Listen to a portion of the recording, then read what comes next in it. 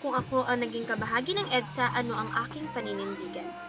Bilang isa sa daang milyong mamamayan ng bansa, ang tanging hiling ko lamang para sa Pilipinas, sa bawat pamilya at sa aking kapwa mamamayan ay patas, ligtas, payapa at masayang pamumuhay. Lumaki sa taong 2002 na ibig sabihin ay hindi ko naranasan kung anuman ang paghihirap ang nanaranasan ng mga kababayan natin mula sa kolonisasyon o sa panahon ng pandaigdigang digmaan.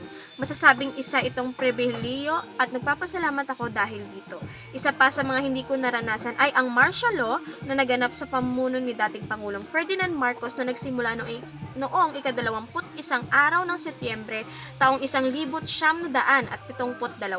At dahil dito ay nagkaroon ng EDSA People's Power Revolution kung saan ang kanilang tanging hangad ay mapatalsik si Pangulong Marcos. Sa aking palagay, kung naging bahagi ako ng EDSA, ako ay papanig sa aking mga kababayan kontra martial law at sa Pangulo. Hindi ko lubusang maisip kung gaano kahirap ang napagdaanan ng ating kapwa na nasa sa kamay ng Administrasyong Marcos. Ito ang aking paninindigan, ang hangaring mamuhay ng normal, walang kahit anong takot na nadarama kung nanaisin mo mang lumabas sa iyong tahanan.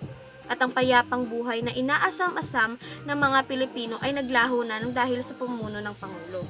Kaya naman ang aking gagawin ay pumanig kasama ang mamamayang Pilipino at ipaglaban ang ating karapatan at hangarin.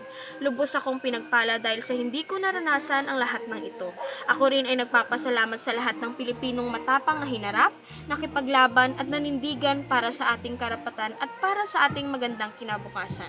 At sapagkat ito rin ang aking hangad, ako ay makikiisa sa mga Pilipino. Igo?